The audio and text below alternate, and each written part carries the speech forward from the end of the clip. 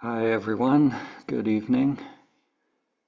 So I think we're going to dive into another evening of Diads here in a little bit, but I'd like to just do a little check-in, and if you have any other questions about Diads, the technique, inquiry, whatever's coming up. So I think Tayama's gonna queue people up shortly. Yes, Sergio. Thank you, Don. Thank you, Tayama. Okay. Well, yesterday on the Diads, I was having a lot of laughter out of the blue for no reason. Mm. Even when I was being given the imperative, I couldn't help the laughter. That's good.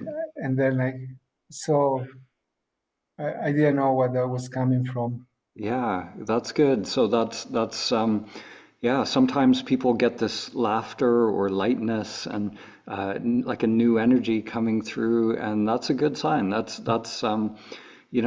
really part of what's happening because like the that you are is just alive and there's sometimes like a childlikeness that starts to come through when we're not trying to figure it out. We're just kind of going with it, being with what's happening, and so that's taking you in the right direction. That the feeling of that lightness and the energy coming through is part of it. So that's you're going in the right direction. Yeah. Okay, thank you.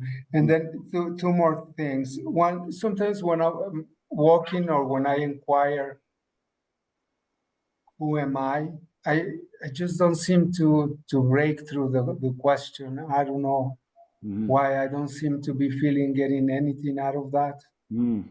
So when you're doing it, just in like walking or Like out, walking or yeah, while meditating, if I ask, yeah. So are you, who so are am you, I? you're asking a question with the mind? Yeah, Yeah. So try, so yeah, sometimes, yeah, so it's at some point we can let the question go, because it's really, okay, we want to just go direct to whatever it is we're experiencing. So like a direct experience of walking is just walking. walking, okay, Yeah, yeah. So like just being fully present in it, because we don't want to be in the mind, asking a question. The question, like the imperative starts out, as words, but it's pointing to direct experience, to just being here.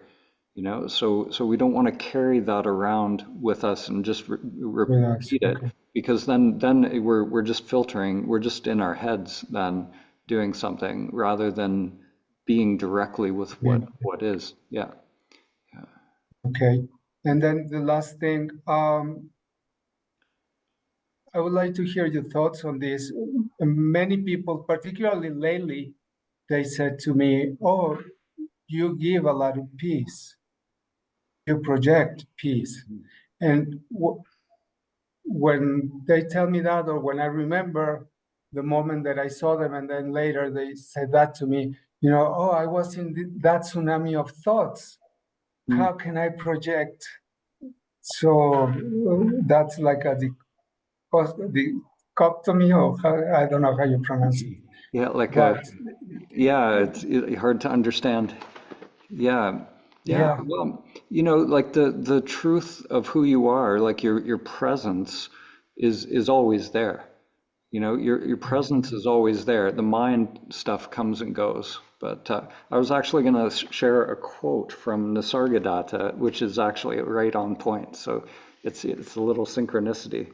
Um, so he says, if you know that you're not the mind, what difference does it make if it's busy or quiet? You're not the mind. Hmm. Hmm. Hmm. right. Okay. Yeah.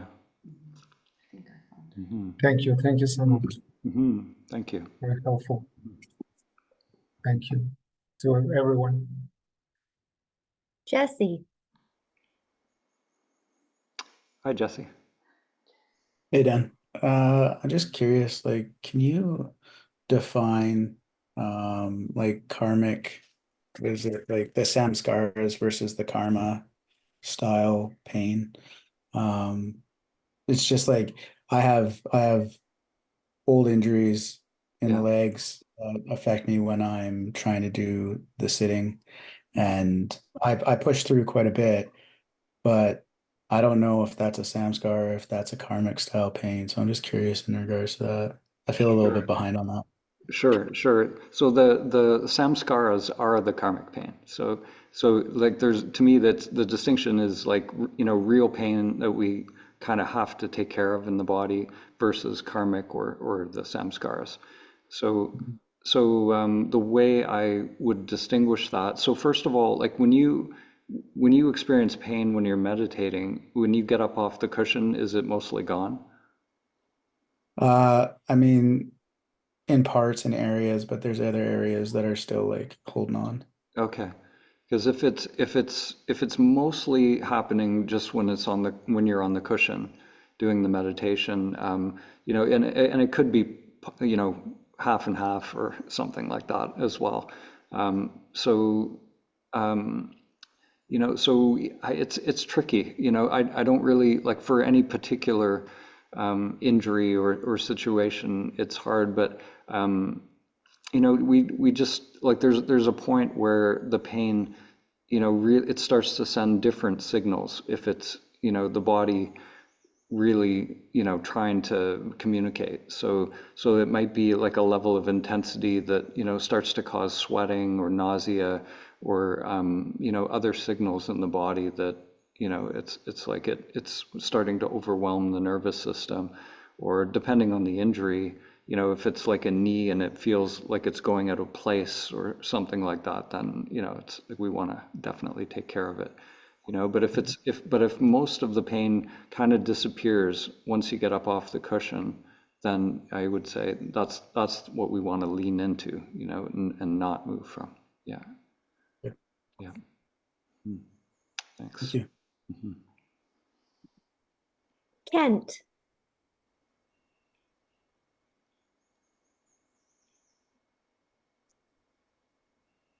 Hi, Dan. I can't. Yeah, so just in the Diads yesterday, in the second diet, I think I had, quite strong emotional reactions in that one. And then in the subsequent one, yeah, I was at this beginning of that, I started to feel like really overwhelmed. Mhm. And then um, just like physically shaking and, lots of sensations like you just walked up a mountain or something like. Mhm. And I was just um, I was trying to get down from there, but the facilitator was kept pushing to continue. Um, so I did, of course, and I just wondered, today I feel like I'm more in the mind than I was at any other point, really. So I don't know if that was really the right thing to do, or would you have an opinion on that? So you were feeling overwhelm and like the nervous system was getting really activated and so it felt like it felt unproductive, basically, is what you're saying. Yeah, well, Yeah. today it feels like it's not been beneficial as far as I can tell. Yes, I don't know if Hmm. it's a good idea to continue with those sort of things or to not to. Yeah, so it sounds like you've found where your threshold is of what what the self structure can handle. So maybe just come to the edge of that, and then if it feels like it's starting to go into overwhelm, then just take a break. Hmm. Hmm. Okay, all right. Yeah. Okay. Oh, thank you, dear. Yeah. Hmm. Doris.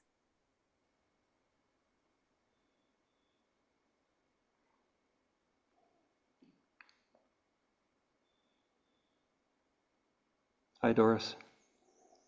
You're muted there.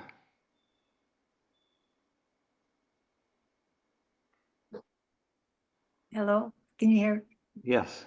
Okay, hi. I just want to ask a quick question. I notice when I'm given the imperative that I tend to focus behind my head, like in space, as if I'm out there somewhere, and rather than focus in my body. And I'm just wondering, does it matter where I focus? No, it doesn't Oh. actually. No, so the mind, that part of the mind that focuses, that's looking here or there, is still the conditioned mind. So it doesn't actually matter where it focuses. It's so because you are closer than anything that you could find with that mind. You're actually just right here. So it's actually in the releasing of that looking, that seeking and focusing, and that part of the mind is just like a camera. It's looking here and there. So if you can just in that moment of doing the inquiry, let it go, let all of that go, and just recognize being that's already present. Thank you. Thank you. Carrie.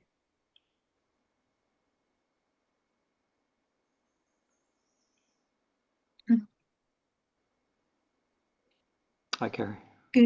Good evening. Thank you. I'm having some very powerful experiences with clearing, and then it's intertwining. I am having very humbling experiences with the I am, and also with angelic beings. I I feel I'm having out of body experiences, which I have had near death when I was 27. And so my near death situation at 27, I'll be 55 this year, but I felt like from my near death experience, I never stopped having out of body experiences. But the presence of I am, uh, I have been writing down 24 hours ago. I just felt completely saturated in the I am presence. And I did channel um, messages of the voice of the I am. It's very emotional, and I feel a great responsibility with this. Is this normal to feel? I feel, you know, this is it's humbling to be in that divine presence. Mm-hmm. And do you have some pointers for me other than just for me to relax and explore and experience that when it comes? Yeah, I would say just receive it. It's a Okay. beautiful gift, and I think we, on in different ways we kind of receive, different things from higher levels of ourself, or wherever it comes from. And for me, the films that I put out in the world, all of that just comes through in meditation. And Yes. what I've learned is that. The more like it's almost like it keeps coming Yes. until I do what I'm meant to do with it. So Oh, wow. it's almost like it's on Oh, a loop that it just keeps coming.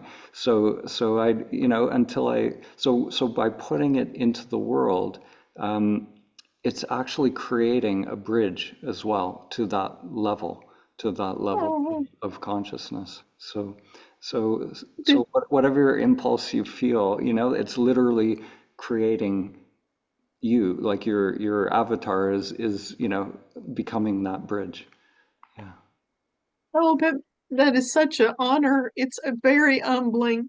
I feel that when Harper, my daughter, um, had the car accident in November, my heart, my spirit was crushed, and it that crushing actually opened to welcome the I am, and this, I'm very honored for you to sit as all of our our teacher, that we are guided. I needed this guidance. I needed it.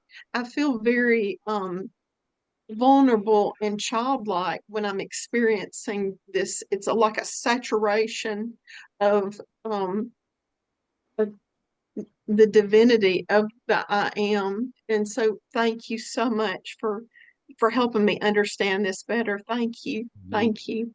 Thank you for sharing. Yeah. And I would just say, trust it, you know. That's your teacher, is that connection. You know, we all have our own the true meaning of Satguru is that intelligence, you know, that we all have our own Satguru. So That's so beautiful. mhm. I thank you so much. Thank all of y'all. Thank you. I feel the oneness of everyone participating in this. It's it all of y'all are a part of my heart. Thank you. Deep gratitude. Thank you.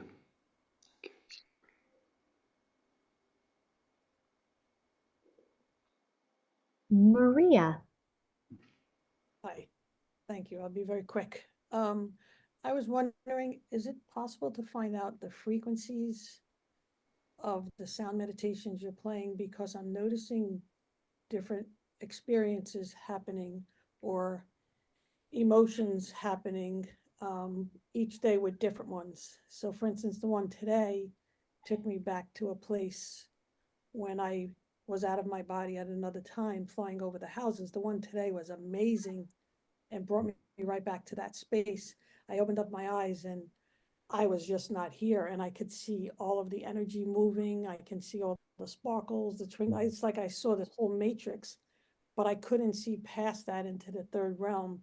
And I had to snap myself out of it for a moment. And then I went up to go to another place to say, can I see truth here? And then I realized I was going in and out of two different realms, and that's happened to me a few times, but the other ones didn't. So I wanted to play with that a little bit and see if I can open that more. And I was just wondering if you can share what the frequencies are that are in there. Sure. So which one was that today? There were two today. I think one Yeah. was the I am, what was it? I am here, the one with the speaking, and then there was another one, the fractal verse one after that. The one that was for the last half hour at like 2 Yeah, hours ago. there were two different ones there. So the first didn't one know that. and the second one. Yeah, okay. Well, yeah, I can maybe if you check It was them the out. last one because I woke up from that. Okay, so that was the fractal verse one. That one actually has that one. Yeah, it is. They're called the Holy Harmony tuning forks. So it's the solfeggio series of tuning forks. Yeah, it's a very unique set of frequencies in that one. Yeah.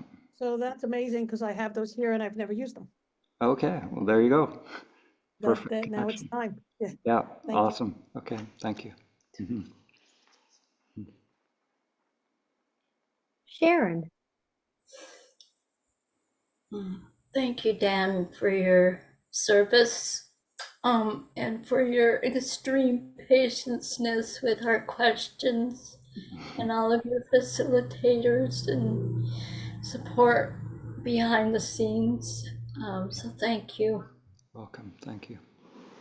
My question is, let me just understand how to flip into the oneness. I think you've been saying it directly in many ways. Like, is it just being present and continuing that? Yeah, Is that how you did it? yeah, it's just intending to directly experience your true nature, you know, pure awareness, presence, you know, and when we have that intention at the beginning, it's always, you know, until it's not, it's always the false self that comes up. So the mind comes up to be cleared, and we just keep clearing in that process. and we never know how long it will take. You know, but if we're really persistent with this dyad process, you know, if you were to just sit and do dyads and nothing else continuously, eventually it would clear. You know, if you were just like absolutely single-pointedly focused on that, you know, then yeah, it would eventually clear. Okay, thank you. And I'm losing my next question. Oh well. Yeah, I just wish we'd had an AM dyad too. Yeah. Well, we'll be doing more specific dyad intensives, and there's going to be a lot more Good. stuff coming. We have Okay, great. actually an app for dyads. It's the IAM app that's going to be coming Awesome. probably later in the summer, but that'll be a way to do it as well. Awesome, wonderful. And I guess, yeah, I remember the question now. I know that I'm getting into presence more deeply and at a greater experience because of the group energy. And I guess I'm not sure. I think I'll still have it, but not as strong and as deep, perhaps. I don't know. That's my fear. Yeah, well, who you are is always there. So, you know, it's once you're clear on that, you know, which is kind of the goal. You know, my kind of goal here is to get people to really come to the end of seeking. You know, where they recognize that presence is always here, and then there will always be. You know, it's like there's always going to be sometimes clouds in front of that sky, you know, but the truth is you're always present, you know, but there is a power for sure. There is something in the group for sure that it's a beautiful presence, you know. I feel it as well. Yeah. Thank you. Thank you. Razzie. Dan, just a quick question. Sure. Earlier today, I was really sitting with the inquiry and the meditation with who I am. What really clicked for me was when I was realizing what I'm not, which was all of these thoughts and the stories. Yeah. And so for me, it was like a sort of breakthrough for me. And when there was a direct seeing that all of these thoughts, all of them, good or bad, none of them were me, and there was nothing to fix. I didn't have to fix Razi's problems at all. All the stuff we talked about this morning, there was nothing to fix because I'm not that. Perfect. And then when that was seen, for me, I was like, I'm done. That's enough. I just felt like I got everything I want out of the retreat because it was such relief for this being. Like I don't have to fix anything. Amazing. Wow. Wow. Wonderful. But so that was a big. So I was like, oh my God, thank God! Like I don't have to do anything. Like I just it just. But then the 2 hour meditation came, and I didn't feel like doing the meditation. It seems like I'm good. I don't know how to explain it, but then I was thinking, is that my mind now coming in play? Because I was like, as long as I'm with equanimity, I was laying down. I wasn't eating for a couple of days, and I just went in and I got a snack. I was just feeling okay with myself. There was nothing to do. I didn't even feel like doing inquiry. So I'm just checking with you. Am I getting tricked by my own mind, or because I was like, I'm just being with what is that enough? Or do I still need to sit and keep continuing to inquire? Because I know I'm not at the end. I'm just beginning.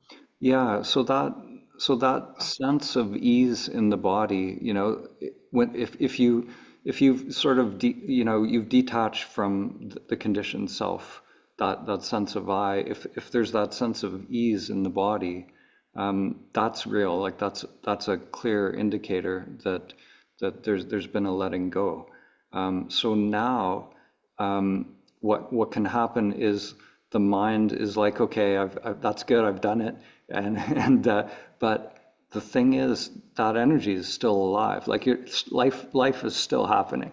You know, Yes. life is still happening. So now it's recognizing when the contraction comes back. you know, so we can still move, let that energy, let life move through.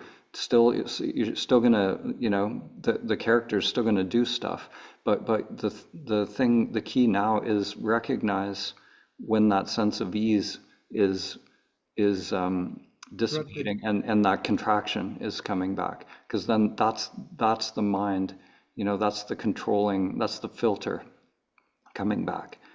So there's a way to stay in that sense of ease, and you know, interestingly, like the energy actually is way more when we're sort of disidentified with that little doer, and in life, it actually, you know, people are strangely way more productive. Because like S.N. Goenka, he was this wealthy businessman in India who started all the Vipassana centers, but he would actually hire meditators, you know, who were really had reached that point, because they were actually, you know, their energy was boundless.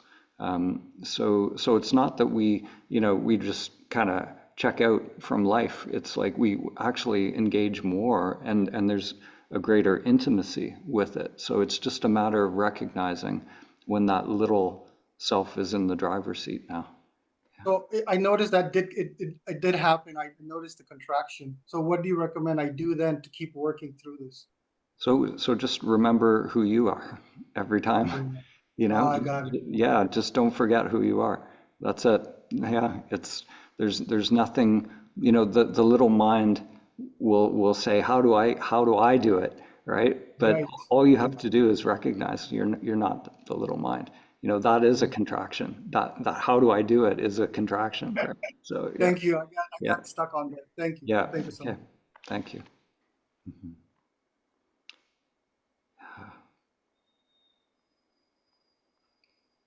Janice.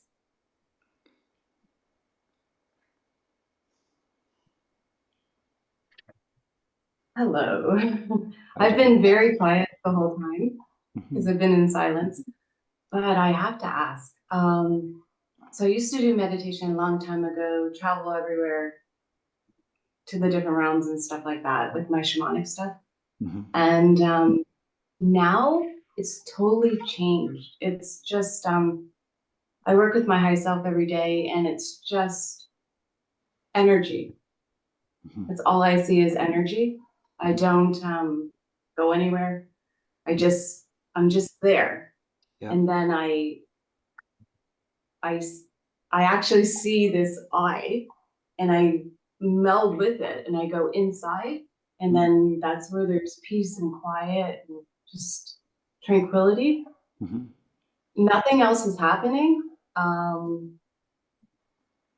But today I was like, just asked in my head, you know,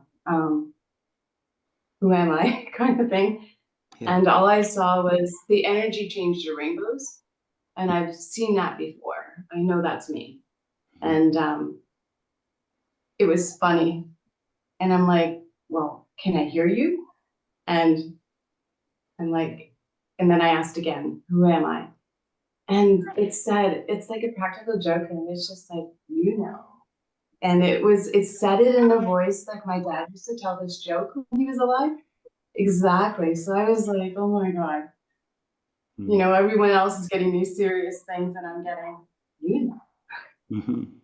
Is that like normal, or is that? Yeah, well, the higher self. Yeah, I mean, the truth is a cosmic joke, and the higher self will sometimes communicate in symbols or in different ways, and like anything. So anything that is an object, you know, like if there's like a you looking at it, then obviously it's not you, right? It's so whatever you are, you know, the truth of what we are, it doesn't come and go. You're like when you get it, it's like you recognize it's always been here, and and it so the you that you are, do you feel that you're here in this moment as well? Mhm. Yeah. Yeah, so it's the same you that's here now that was in the rainbow experience.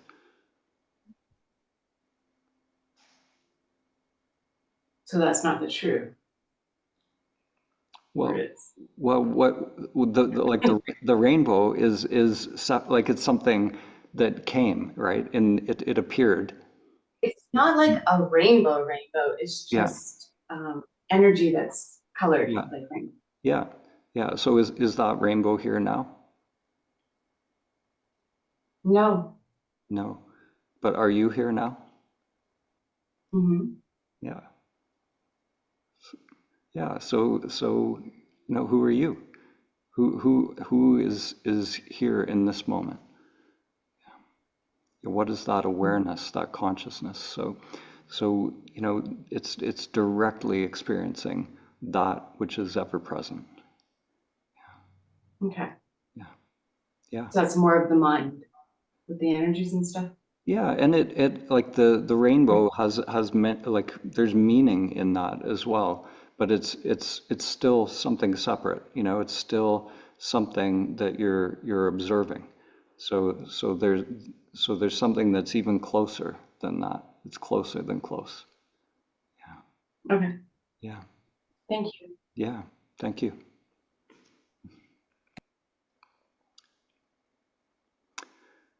Okay, so I think we're ready to dive in here. How are you doing, Tayama? I am ready. She is ready. The launch pad is going. Here we go. Yeah. 2, 1, go. All right. Bye-bye.